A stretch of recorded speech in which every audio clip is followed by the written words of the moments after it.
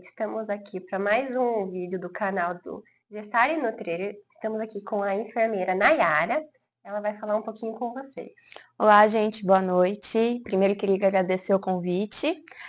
Bom, eu sou a Nayara, eu sou enfermeira, eu atuo como docente hoje aqui na Unicep, fazem 3 anos, e eu dou aula nos cursos tanto do técnico de enfermagem como na graduação também de enfermagem. Eu gosto mais, né, o meu foco é na parte de saúde da mulher, saúde da criança, saúde neonatal, então é um prazer estar fazendo parte então desse episódio. Então vamos falar um pouquinho para vocês sobre desfraude. Então, Nayara, existem diferentes métodos para desfraude? Como que é feito? Assim, infelizmente a gente ainda, né, tem algumas famílias que gostam, né, que infelizmente praticam o desfraude como um processo que envolve muito castigo e a punição. Mas hoje em dia o que a literatura tem trazido é que o desfraude ele tem que ser um processo baseado e centrado na criança, né? Esse método ele leva muito em consideração o método Montessori também, que seria no caso de trazer a liberdade e a autonomia da criança para que ela consiga se desenvolver de forma mais natural possível. Então, aí, nesse método, nessa abordagem, o desfraude, ele é entendido como um processo gradual, né?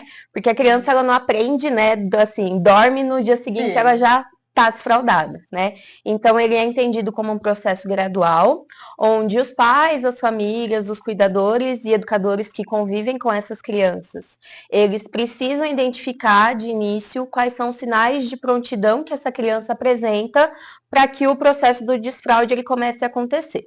Outra coisa também que os adultos eles precisam considerar é que a criança ela precisa também de um ambiente adaptado. Então, nessa abordagem centrada na criança, o ambiente ele precisa ser adaptado. Então, ou com o uso do pinico, com os adaptadores para vaso sanitário, ou até mesmo aqueles banquinhos onde a criança pode apoiar o pé, né? E ter calma e paciência para que esse desfraude aconteça. Exatamente. Entendi. E tem uma idade ideal para isso ou é realmente o tempo? Assim, a gente não consegue, né? A gente não pode determinar uma idade fixa para que esse desfraude aconteça. Da mesma forma como eu já falei, né, a criança ela não dorme e aprende já a desfraudar. Da mesma forma como a criança não dorme, aprende a falar e nem a andar, né, do nada.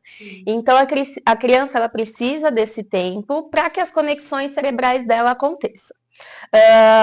Tem um estudo da Universidade Federal de Santa Catarina que ela trouxe que aqui no Brasil a média mais ou menos de início para o desfraude começar a acontecer é a partir dos 22 meses.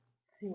E que esse processo do desfraude ele vai estar concluído mais ou menos com 27, 28 meses. Então a gente pode considerar que é essa faixa etária dos 2 e 3 anos de idade, né? Então é nesse intervalo onde a gente espera que a criança consiga adquirir essa habilidade. E uma coisa que é importante também é que tentar antecipar esse processo pode trazer alguns prejuízos para a criança, no sentido da criança ficar muito ansiosa, entender esse processo como uma frustração quando ela não consegue, né, não atende o que é esperado pelos pais, ou até mesmo algumas complicações, como, por exemplo, a criança começar a reter a urina ou até mesmo a constipação.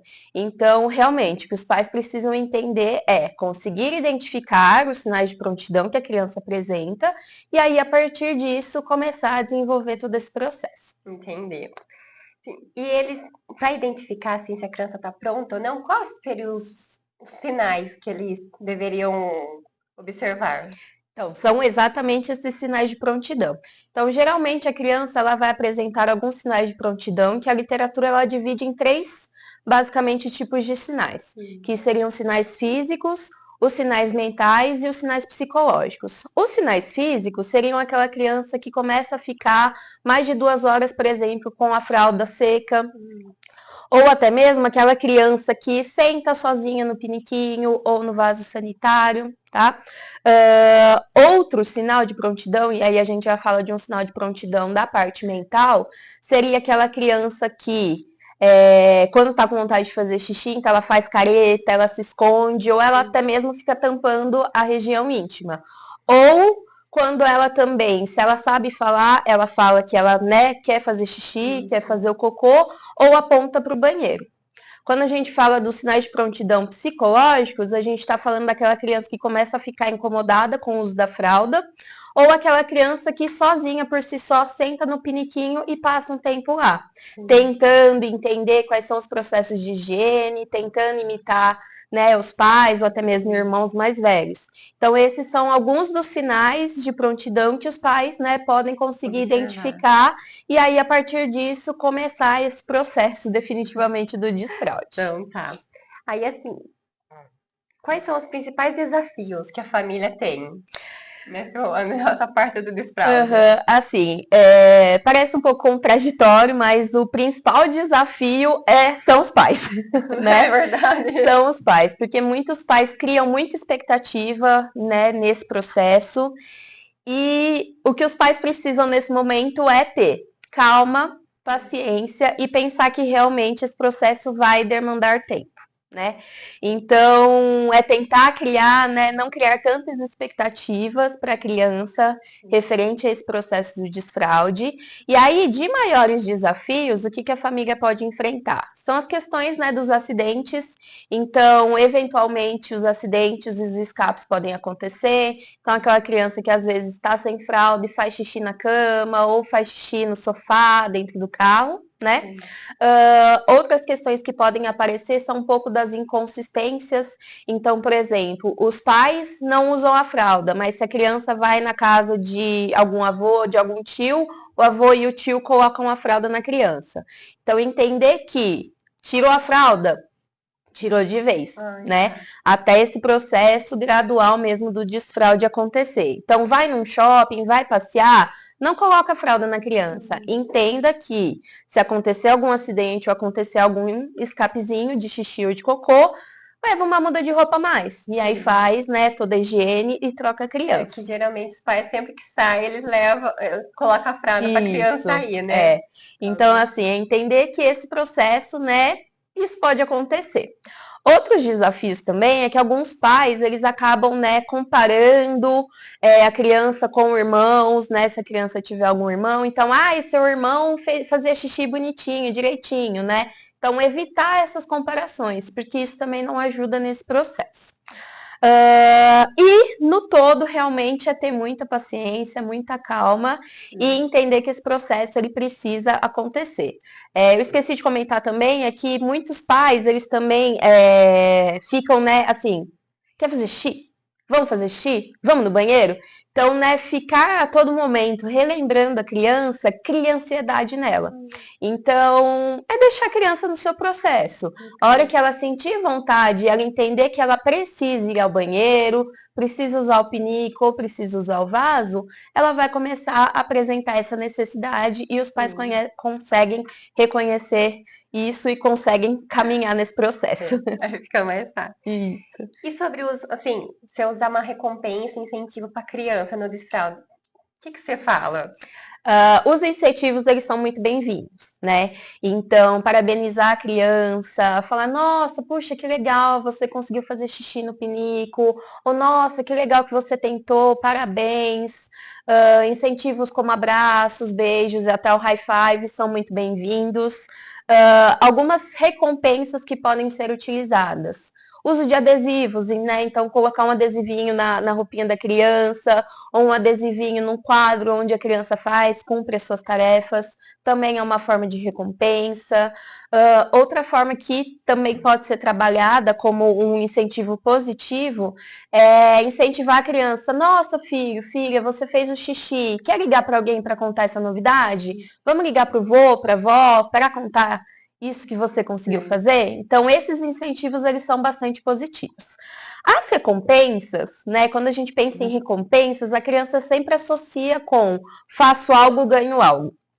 E isso, às vezes, parece uma transição comercial. Então, se você fizer isso, eu vou te dar um presente muito grande.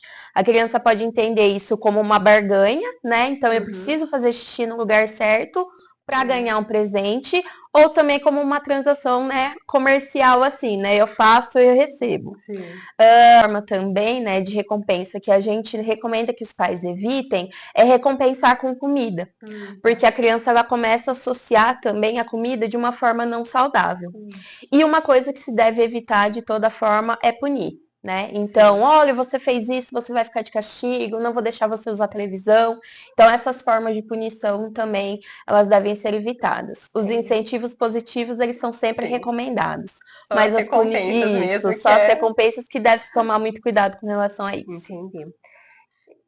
Como os pais eles se tornam o processo mais divertido e menos estressante? O processo, assim, os pais, o que, né, como eu já adiantei, os pais precisam ter calma, né, durante esse período, durante todo esse processo. Tornar isso divertido, os pais eles podem então utilizar alguns mecanismos e algumas ações, né? No sentido de, como eu já adiantei, organizar o ambiente onde esse desfraude vai acontecer, e o ideal é que seja sempre em um local só onde a criança tenha um fácil acesso. Então, é naquele banheiro onde ela consiga facilmente ter acesso àquele local. Então, ela pode colocar, né, deixar naquele local decorações diferentes, ou até mesmo fazer uso de livros, porque hoje em dia existem muitos livros educativos voltados para essa parte do desfraude. Então, o pai e a mãe, naquele momento, podem, né, ler o livrinho com a criança. Outra forma é começar a adaptar a criança a fazer uso do pinico. Então, colocar a criança sentadinha ali, mesmo que seja de fralda, e deixar ela fazer o xixi e o cocôzinho na fralda, mas sentadinha no pinico, né? Uma outra forma também de deixar a rotina menos, o momento menos estressante, é que a criança ela precisa de rotina. E para esse momento a rotina ela é muito importante. Então, criar hábitos de rotina, como por exemplo, sempre depois do café da manhã, do almoço e da janta, colocar a criança no piniquinho, né, no vaso sanitário, para que ela fique um tempo ali e entenda que aquele momento é o momento que ela pode fazer uso, né, e possa fazer as suas necessidades ali, né? E sempre trazendo os incentivos positivos, porque através dos incentivos positivos, a criança ela vai entender que aquele processo está sendo legal para ela. Mais fácil, né? Isso. E é comum que as crianças façam regressões de ter começado a usar o pinico? Infelizmente, isso é normal, mas os pais eles precisam entender que é temporário, né? Então essas regressões elas podem acontecer, principalmente quando a criança passa por alguma situação do tipo a chegada de um novo irmãozinho ou de uma nova irmãzinha, né? Porque nesse momento os pais eles vão despender bastante tempo para esse irmãozinho, essa irmãzinha recém-chegada. E aí nesse sentido, muitas vezes a criança tem a necessidade de chamar atenção, né? Então, nesse momento pode ser que ocorra a regressão, entrada ou mudança de escola, isso também pode acabar ocasionando essa regressão. Se a criança passa por algum problema de saúde, ela também pode enfrentar isso. Separação dos pais, infelizmente, também é um processo que pode afetar o processo do desfraude em si. Mas os pais eles precisam entender que essa regressão ela é temporária, né? E a ideia é acolher, trazer segurança para essa criança e tentar ouvir, né? Quando é uma criança que já conversa, já fala, o que é que ela está sentindo. Né? Então, acolher e ouvir um pouco a criança. Se não é uma criança que ainda fala, tentar observar quais são algumas mudanças de comportamento que podem estar afetando esse processo do desfraude e tentar identificar o que é que mudou na vida da criança, na rotina da criança, que pode ter influenciado essa regressão. A ideia é que essa regressão passe, então a ideia é dar um passo para trás, para depois dar outros para frente, mas se essa regressão ela persistir e perdurar por muito tempo, o ideal é que os pais procurem uma ajuda profissional, porque aí precisa se entender realmente o que é que aconteceu para que essa regressão ela não consiga passar e a criança consiga avançar nesse processo do desfraude. Entendi. Então, gente, esse foi mais um vídeo com a professora e enfermeira Nayara para o nosso podcast de Gestar e Nutrir. Muito obrigada. Obrigada. Por você ter aceitado. Obrigada.